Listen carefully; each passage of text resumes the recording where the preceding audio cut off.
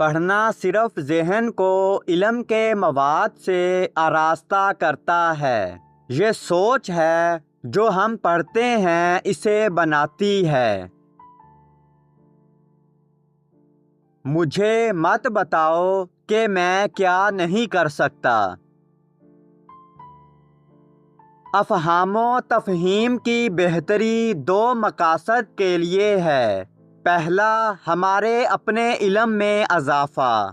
دوسرا، ہمیں اس علم کو دوسروں تک پہنچانے کے قابل بنانا۔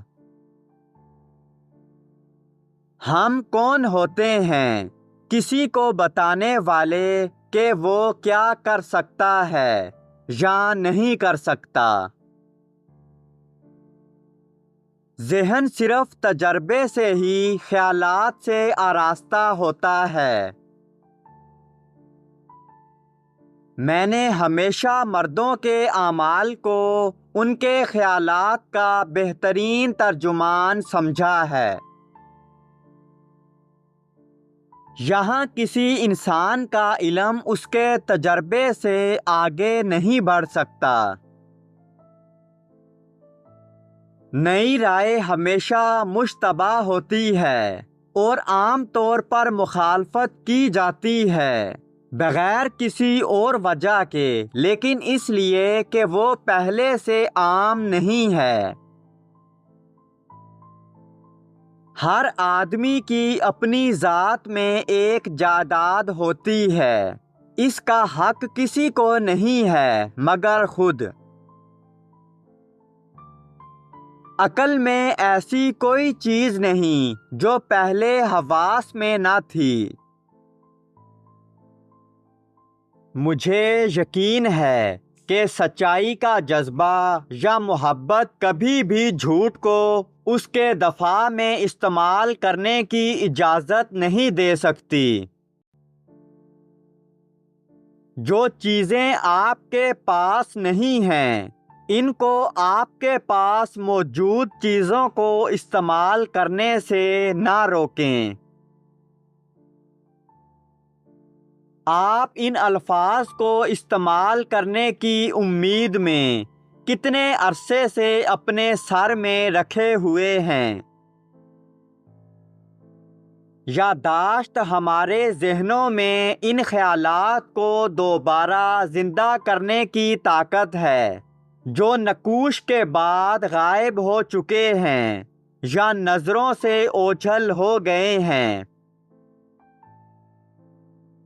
تمام اثاثوں میں سب سے قیمتی چیز اپنے اوپر طاقت ہے۔ استقامت دوسری خوبیوں کا محافظ اور سہارا ہے۔ سب برابر اور خود مختار ہونے کے ناطے کسی کو بھی اپنی زندگی، صحت، آزادی یا مال میں کسی دوسرے کو نقصان نہیں پہنچانا چاہیے۔ بہت کچھ سیکھنے کا عظیم فن ایک وقت میں تھوڑا سا کام کرنا ہے۔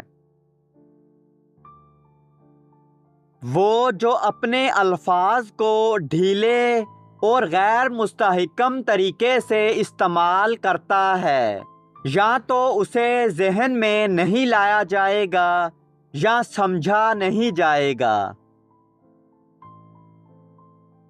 کیونکہ خوف کی عظیم بنیاد درد ہے، اس لیے بچوں کو خوف اور خطرے کے خلاف سخت اور مضبوط کرنے کا طریقہ یہ ہے کہ انہیں درد سہنے کی عادت ڈالی جائے۔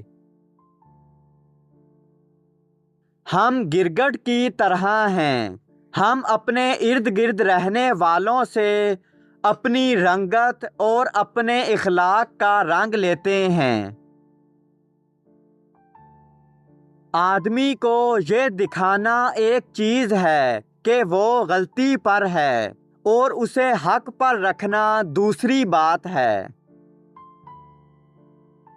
یہ واقعی محنت ہے جو ہر چیز پر فرق ڈالتی ہے۔ جو آپ کے لیے جھوٹ بولے گا وہ آپ کے خلاف جھوٹ بولے گا۔ وجہ ہر چیز میں ہمارا آخری جج اور رہنما ہونا چاہیے۔ اپنے پڑوسی سے اپنے جیسا پیار کرنا انسانی معاشرے کو منظم کرنے کے لیے ایک ایسی سچائی ہے کہ اس سے ہی سماجی اخلاقیات کے تمام معاملات کا تعین ہو سکتا ہے۔ برائی کا خوف اچھائی کے امکانات سے کہیں زیادہ انسانی اعمال کا زبردست اصول ہے۔ تخلیق کے تمام کاموں میں غیر معمولی حکمت اور طاقت کا نمایاں نشان بہت واضح طور پر ظاہر ہوتا ہے۔ اگر علم حاصل کرنے سے ہم اپنی صحت کو تباہ کرتے ہیں تو ہم ایک ایسی چیز کے لیے محنت کرتے ہیں جو ہمارے ہاتھ میں بیکار ہوگی۔ عقلی ہونا اتنا شاندار چیز ہے کہ دو ٹانگوں والی مخلوق عام طور پر اس لقب سے مطمئن رہتی ہے۔ لوگ یہ نہ سوچیں کہ کوئی سچائی نہیں ہے، لیکن ان علوم میں جن کا وہ مطالعہ کرتے ہیں یا جو کتابیں پڑھتے ہیں، وہ جو زندگی کے عام معاملات میں سیدھے سادے مظاہرے کے علاوہ کسی چیز کا اقرار نہیں کرے گا، اس کو اس دنیا میں کسی چیز کا یقین نہیں ہوگا مگر جلد فنا ہونے کا۔ لیکن صرف ایک چیز ہے جو لوگوں کو فتنہ انگیزی میں اکٹھا کرتی ہے، اور وہ ہے جبر۔